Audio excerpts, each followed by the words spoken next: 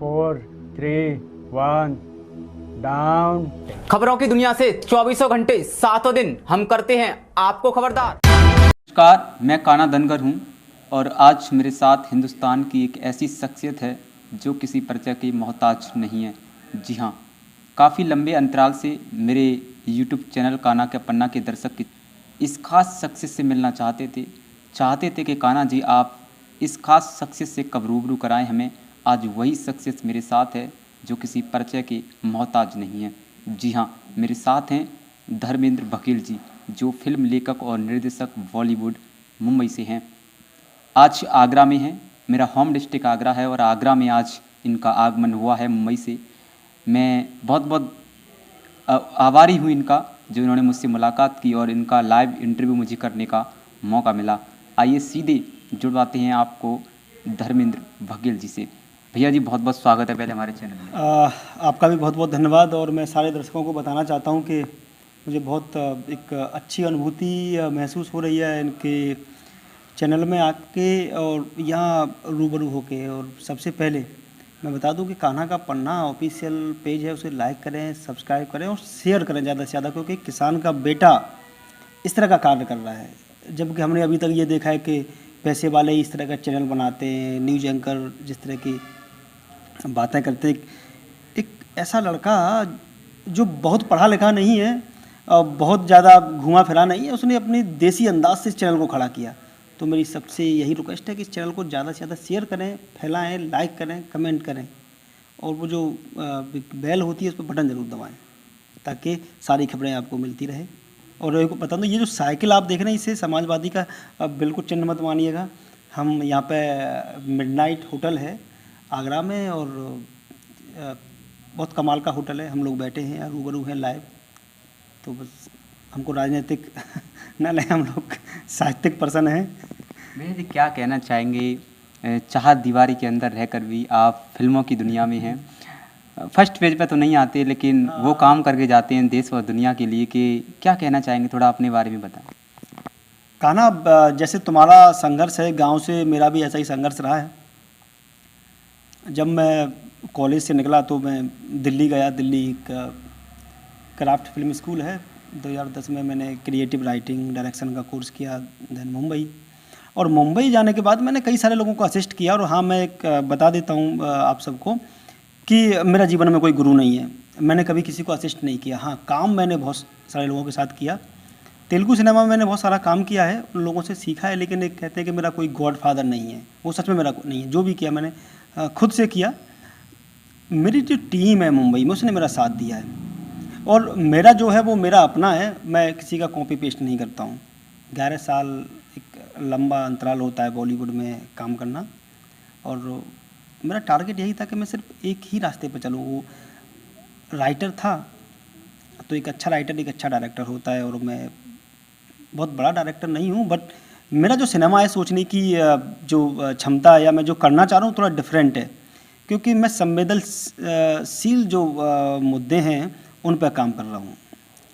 जैसे कि अभी मैं एक फ़िल्म कर रहा हूँ पुल्लू, और मैं अभी ये नहीं कहूँगा कि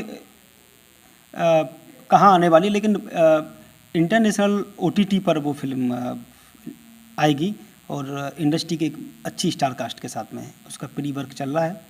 और मैं यहाँ आगरा में एक लोकेशंस के लिए आया हूँ, तो उसी सब पे मैं वर्क कर रहा हूँ।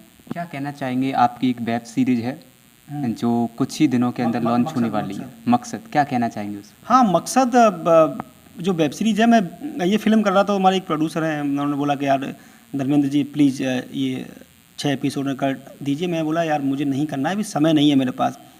फिर मैं सोचा ठीक है कर लेते हैं, क्योंकि एक टाइम था। और वो एक क्राइम पर बेस्ड वो वेब सीरीज़ है। एक उत्तर प्रदेश की पुलिस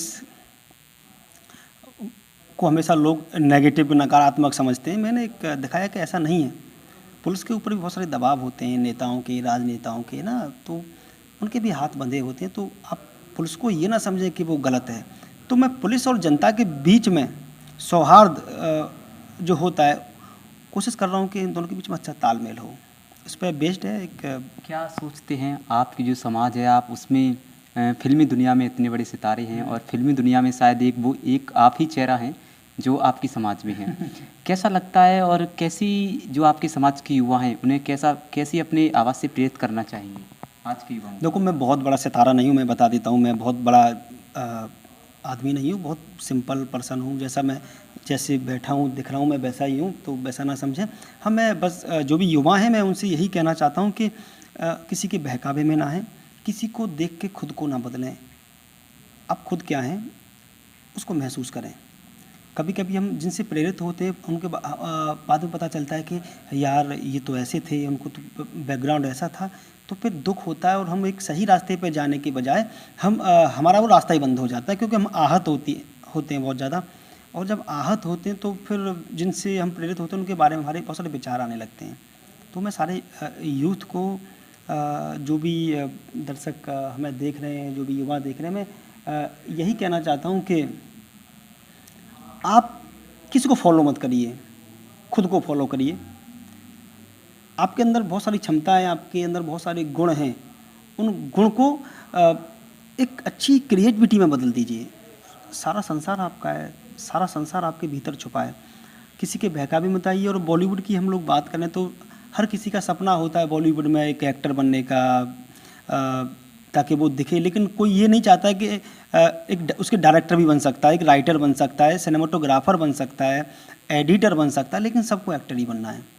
तो एक्टर बहुत अच्छा जॉब है, लेकिन बगैर संघर्ष के नहीं मिलता है। जिस फिल्म को हम देखते हैं उस फिल्म के अंदर रोमांच पैदा करने वाले राइटर ही होते हैं।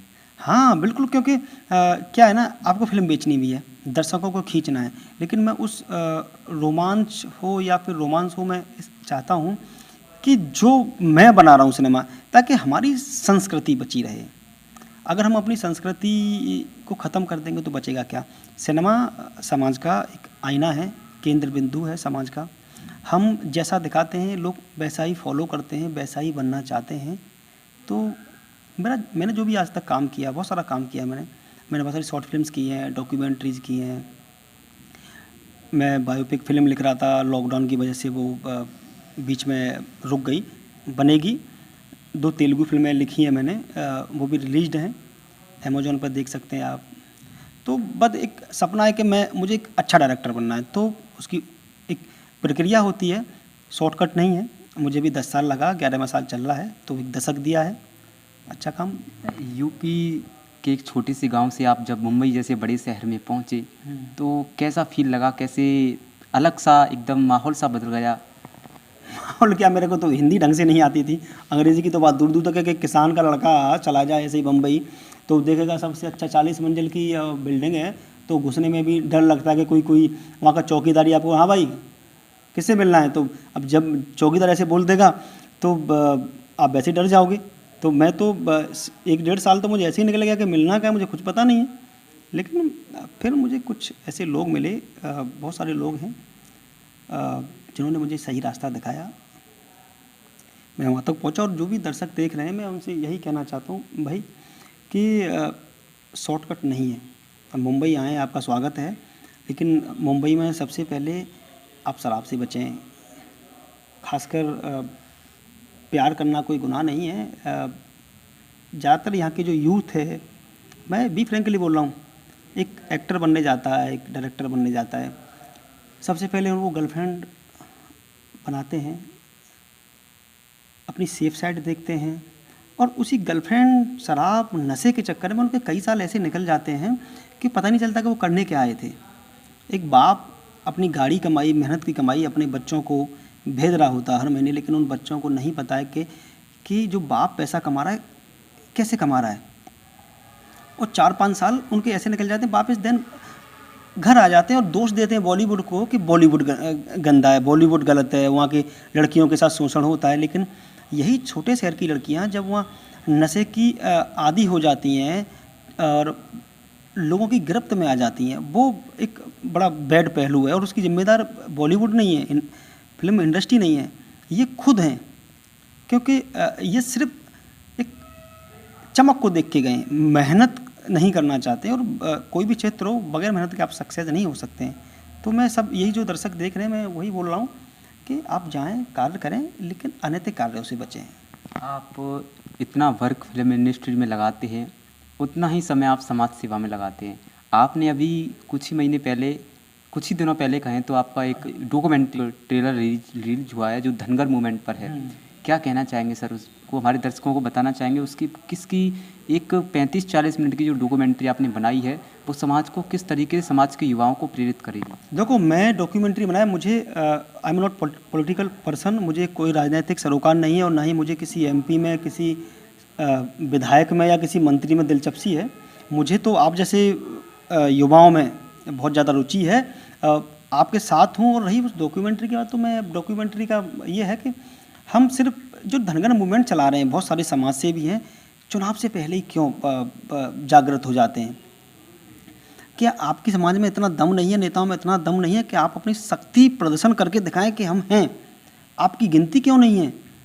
सिर्फ एक आरक्षण के दम पे आप क्या कर लोगे? आरक्षण के दम पे आपके देश पे काबिज हो जाओगे? क्या प्रधानमंत्री बना लोगे अपने? तो मैं यही बोल रहा हूँ कि मैंने डॉक्यूमेंट्री बनाई है, इतनी 3 साल लगे मुझे। कभी कभी मुझे लगता है कि नहीं करना है यार, क्या करूँगा? समाज मुझे थोड़ी ये समाज खाने को दे रही है कि ये धनगर समाज दे रही है। हुई धनगर समाज, हुई बघेल समाज, पाल समाज, मैं तो सर्व समाज का एक बंदा हूँ, सर्व समाज के लिए काम करता हूँ।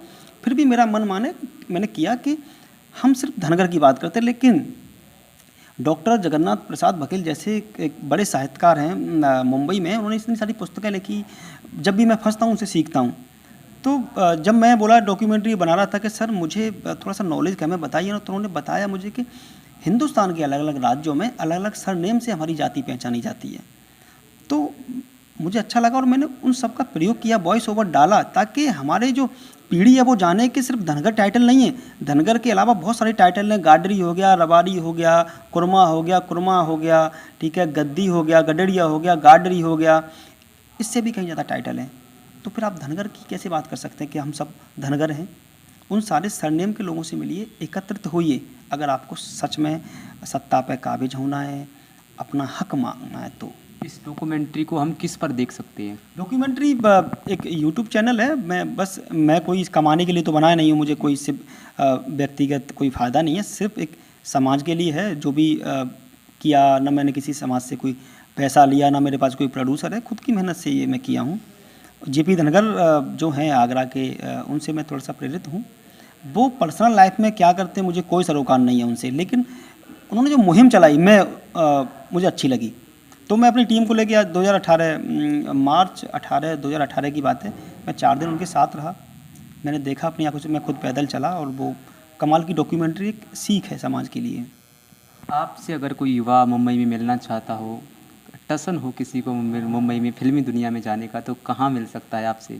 कभी भी आए, मेरे घर पे आए, मेरे घर पे स्वागत है। घर पे अब ये बोले कि मैं उसको घर पे रोटी बना के खिलाऊंगा कि मैं उसको ठीक है, तो ये मेरे से नहीं होगा। लेकिन क्योंकि मैंने बहुत सारे युवाओं को ये सब किया है, ताकि वो, क्योंकि मैं प्रायोरिटी देता हूँ अपने लोगों को, और मेरा अंधेरी में ऑफिस है। मैं एक नया संदेश क्या देना चाहेंगे समाज के युवाओं को लिए और सर्व समाज के युवाओं के लिए, किस क्षेत्र में किसी काम को करने से पहले किस हित के साथ में काम करना चाहिए? मैं जो भी देख रहे हैं दर्शक, मैं जो भी मैं ये नहीं कि मैं सिर्फ एक समाज का व्यक्ति हूँ। साहित्यकार किसी एक समाज में बंधा नहीं होता है, उसके लिए सारे लोग हैं। जैसे आज जो तुम्हारा चैनल है, लोग कहते हैं ये तो बघेल समाज का चैनल है, ये तो गड़ियों का चैनल, धनगरों का चैनल। ऐसा नहीं है। आप अपने आप एक जानकारी दे रहे हो। तो मैं जो यूथ है उनसे यही कहूँगा कि आप पहले खुद को आर्थिक रूप से मजबूत करिए। बॉलीवुड में स्वागत है, लेकिन बॉलीवुड में बड़ा कड़ा संघर्ष है। अगर आप के जीवन के 10 साल देने के लिए तैयार हैं तो बॉलीवुड में आइए, स्वागत है आपका। 2 साल, 1 साल, 3 साल में कुछ होता नहीं है, ठीक है। हम लोग कहते हैं कि हमेशा बोलते हैं कि ये अपना नवाजुद्दीन सिद्दीकी से प्रेरित होते हैं कि देखिए उन्होंने इतना संघर्ष किया, तो उनके बारे में जान लें। वो MSc टॉपर हैं, देश की सबसे प्रतिष्ठित संस्था है NSD, राष्ट्रीय नाटक अकादमी, वहाँ से पास आउट हैं। तो जितने भी आप लोग देखते हैं, सारे एक्टर एक्ट्रेस सारे फिल्म स्कूल से पास आउट हैं, पढ़े लिखे लोग हैं, तो तभी वो काम कर रहे हैं। तो जब भी जाएं पढ़ लिख कर जाएं, लेकिन उसके साथ ही एक आर्थिक स्थिति मजबूत करके जाएं, एक आय का स्रोत देखें, क्योंकि बॉलीवुड एकदम स्थिर नहीं है। आज काम है, कल नहीं है, ठीक है। तो जो दुनिया, चमकती दुनिया है, उसके पीछे एक एक कुछ और ब्लैक दुनिया भी है, ठीक है। तो ज़्यादा उससे चमकती हुई चीज़ों से ज़्यादा आकर्षित ना हो। मैं यही बोलता हूँ यूथ आए, स्वागत है, काम करें, लेकिन मैं चाहता हूँ कि आप क्रिएटिव काम ज़्यादा करें। ऐसा काम करें जिससे लोग आपको अधिक से अधिक लाइक करें और ठोस काम हो। बिल्कुल। और एक और मैं बता देता हूँ, मैं यूथ को एक और संदेश देता हूँ कि जैसे अभी विधानसभा का चुनाव आने वाला है उत्तर प्रदेश में, तो सब्जी पूड़ी पे प्लीज़ न जाएं, क्योंकि ये आपको यूज करेंगे, छोड़ देंगे, और जब ये विधायक बन जाएंगे तो शायद आपका फ़ोन ना उठाएं। मैं बहुत सारे ऐसे लोगों को जानता हूँ, मैं तो मुंबई रहता हूँ, मुझे मतलब नहीं है कि जब बोलते अरे बघेल साहब कभी भी आइए घर पे, स्वागत है आपका, चाय पीजिए, कॉफ़ी पीजिए, मैं फ़ोन करता हूँ तो वो फ़ोन नहीं उठाते हैं। उनको ऐसा लगता है कि मैं शायद उनसे चंदा मांगने आ रहा हूँ, कि उनसे कुछ ले जाऊँगा, वो मुझसे चंदा ले जाएँ, वो मुझसे चंदा ले जाएँ, बोल जितना चाहिए। मैं सक्षम हूँ इस बात में। और मैं सारे दर्शक देख रहे हैं, मैं बता चाहता हूँ कि आगरा के ही कई सांसद, एक मिनिस्टर साहब भी हैं, मैं कई बार उनको कॉल किया, तो जब ओबीसी मोर्चा के वो अध्यक्ष बने ही थे, तो मैं खुद फ्लाइट से और आया था, ताकि उनको ये लगे कि मुंबई से भी उनके लोग आए, ताकि बघेल समाज का दबदबा बनाने के लिए। लेकिन जब वो मंत्री बन गए तो हमारा फ़ोन उठाना बंद कर दिया। तो बोलते हैं कि उनके पीआरओ फ़ोन उठाते हैं, क्योंकि मंत्री साहब देश के मंत्री हैं, समय नहीं है उनके पास। ये सभी युवाओं के साथ में होता है। बिल्कुल होता है, मेरे साथ हो रहा तो उनके साथ क्यों नहीं होगा? क्योंकि ये मंत्री विधायक तो आपको सब्जी पूड़ी वाले तो समझते हैं कि इनको बुलाओ, ट्रैक्टर से आएंगे, ट्रॉली से आएंगे, सब्जी पूड़ी दे दो, दिन भर रहेंगे, शाम को थके आ रहे बेचारे जाएंगे। कभी इन्होंने सोचा है कि इनका भविष्य खराब कर रहे हैं आप लोग?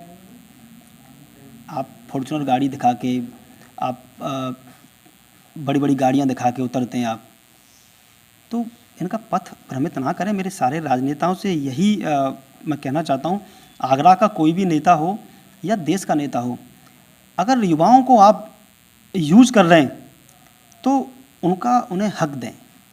और जो भी यूथ देख रहा है, मैं कहता हूँ आप पढ़ाई पर ध्यान दीजिए। धनगर का सर्टिफिकेट जरूरी है, लेकिन जब आप पढ़ोगे ही नहीं तो आरक्षण का क्या करोगे, क्या डालोगे? क्या जनरल वाले काम नहीं कर रहे हैं? ठीक है, सिर्फ आरक्षण के चक्कर में आपने अपना सब कुछ त्याग दिया, लेकिन उसका फ़ायदा कितने लोगों को मिला?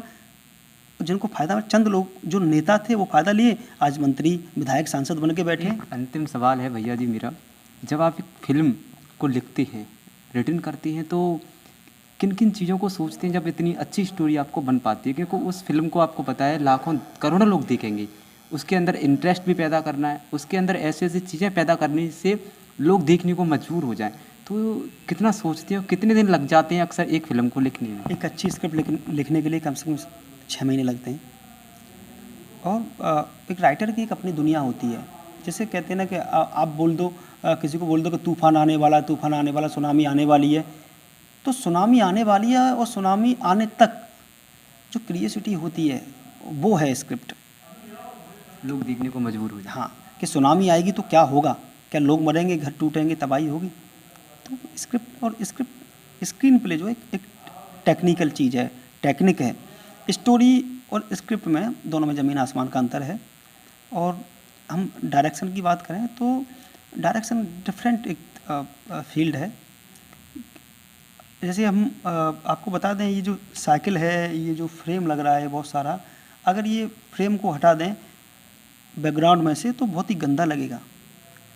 तो डायरेक्शन और स्क्रीन प्ले, जो स्क्रीन प्ले में उन खूबसूरत चीज़ों को पिरोया जाता है, तब जाके कैमरा के माध्यम से हम वो चीज़ दिखाते हैं, दर्शकों तक पहुंचाते हैं कि खूबसूरत, हर व्यक्ति को ज़िंदगी में ना सुंदरता बहुत पसंद है, वादियाँ बहुत पसंद है, तो हम कोशिश करते हैं कि वो अच्छी चीज़ें दिखाएं। क्या कहना चाहेंगे यूट्यूब चैनल काना के पन्ना के बारे में? काना के पन्ना के बारे में भाई मैं क्या कहूँ, मैं खुद यहीं का हूँ, मैं देसी आदमी हूँ बिल्कुल। और मैंने अगर कुछ ऐसा बोला हो तो माफ़ी चाहता हूँ, क्योंकि मैं साहित्यकार हूँ, और साहित्यकार सच बोलता है और सच बोलना भी चाहिए। साहित्यकार देश में एक वो जड़ है कि सत्ता बदल सकते हैं, किसी को सत्ता पर काबिज करवा सकते हैं। और मैं कान्हा की, जो मैं आज जो काम कर रहा हूँ, मेरे पास शब्द नहीं है क्या बोलूँ इसके लिए। मैंने शुरू में बोला कि मेरी तरह ही है बिल्कुल ये। और आने वाले सालों में ये कान्हा का पन्ना ना रहेगा, एक बहुत बड़े रूप में, ब्रांड में ये दर्ज होने वाला है। इसका नाम ये तो का से कन्हैया, का से कान्हा, तो नाम में ही कन्हैया है और पूरा ब्रजवासी है भाई ये। तो मेरी शुभकामनाएं तुम्हारे साथ में कान्हा। बहुत बहुत धन्यवाद भैया जी हमसे बात करने की। और देखिए आपके साथ में भूरी सिंह जी हैं और भी बहुत सारे लोग हैं, बंटू जी हैं, आप हैं, आपकी जो टीम है सच में बहुत अच्छा वर्क करी। मैंने कल परसों एक सोशल मीडिया पोस्ट भी की थी कि मुझे पहली बार पूरे आगरा में ऐसा लगा कि कोई टीम काम कर रही है। बाकी तो सब ऐसे ही सब चल रहा है, ठीक है, आप ऐसे ही काम करिए, क्योंकि आप जो काम कर रहे हैं आपको कोई लालच नहीं है, कोई अपने फ़ायदे के लिए काम नहीं कर रहे, सिर्फ समाज सुधरे, समाज में एक विचारधारा के लिए काम कर रहे हैं। तो मेरा दिल से थैंकफुल आप लोगों के लिए, आपने मुझे बुलाया। मेरी क्या हिम्मत है कि मैं आपके साथ बैठूं, और जहां महान हस्तियों के आपने इंटरव्यू लिए हैं, ठीक है, पर आपसे यही गुजारिश है मेरी कि आप जो मुहिम चला रहे हैं वो हमारे लिए आप उनसे भी ज़्यादा महान हैं। नहीं, अगर मैं जिस दिन अपने आप को महान मान लूँगा मैं ख़त्म हो जाऊँगा। मैं महान नहीं हूँ। महान किसी को भी नहीं होना चाहिए, अच्छा होना चाहिए। जब महान शब्द लग जाता है, ग्रेट, तो फिर लोग आपको पता नहीं क्या क्या उम्मीद करते हैं आपसे। तो किसी की उम्मीद तोड़ना सबसे बड़ा पाप है, और मैं वो पाप नहीं करना चाहता हूँ। मैं बहुत ही साधारण ज़मीन पर आपकी तरह ही रहने वाला एक व्यक्ति हूँ, और मुंबई पहुँच गया तो कोई बात नहीं है, वो डेस्टिनी थी मेरी, वहाँ पहुँच गया। पर हाँ, मैं उत्तर प्रदेश में बहुत अभी अच्छा कार्य करने वाला हूँ। 2022 में कुछ मेरी अच्छी फिल्में हैं, रिलीज़ होंगी, कुछ मैं शूट करूँगा। आप सबका सहयोग चाहिए, आप जैसे पत्रकार बंधु रहेंगे साथ में, तो बहुत बहुत धन्यवाद सर हमारे साथ बात करने के लिए। Thank you, love you. हमारे साथ में धर्मेंद्र बघेल जी थे, जो किसी परिचय के मोहताज नहीं थे। आज की कमेंटों को देखकर ही, आपका ही कमेंट में देखता था, हर किसी की वीडियो में आपका कमेंट आता था कि किसी दिन मुंबई वाले जो धर्मेंद्र भैया हैं उनका इंटरव्यू लीजिए। आज मैंने आपकी ख्वाहिश पूरी कर दी है, और जितने भी दर्शक हमारे चैनल कान्हा का पन्ना के हैं, वो सभी दर्शक इस वीडियो को अधिक से अधिक शेयर करें और उन युवाओं तक पहुंचाएं जो हिंदुस्तान में कुछ करना चाहते हैं, उनके अंदर एक जुनून है कुछ करने का। क्योंकि आज एक साहित्यकार से यही सीखने को मिलता है, एक साहित्यकार इसी चीज़ को सिखाता है युवाओं को किस तरीके से एक अच्छे मार्ग पर जाने का सही रास्ता कौन सा है। सर ने बताया कि जिस तरीके से आजकल के युवा राजनीतिक गलियारों में जाकर राजनेताओं के पीछे पूड़ी सब्जी के चक्कर में पड़ जाते हैं, वो पूड़ी सब्जी के चक्कर में ना पड़कर अपने भविष्य के बारे में तय करें और शिक्षा पर अधिक से अधिक ध्यान दें। आपको जिस फील्ड में जाने का शौक़ है, उस फील्ड में जाने के लिए आप दिल से नहीं बल्कि जुनून से भी कार्य करिए। भाई साहब का कहना है कि वादे के साथ आपको सफलता अवश्य मिलेगी, सफलता आपके कदम चूमेगी। क्योंकि किसी ने कहा है कि शिक्षा वो शेरनी का दूध है जो जितना पीता है उतना ही दहाड़ता है। बहुत बहुत धन्यवाद धर्मेंद्र भैया को जो आज हमारे साथ लाइव थे। सभी साथी मेरे यूट्यूब चैनल कान्हा को पन्ना को अधिक से अधिक शेयर करें, लाइक करें और सब्सक्राइब अवश्य करें। मैं कान्हा धनगर, आगरा।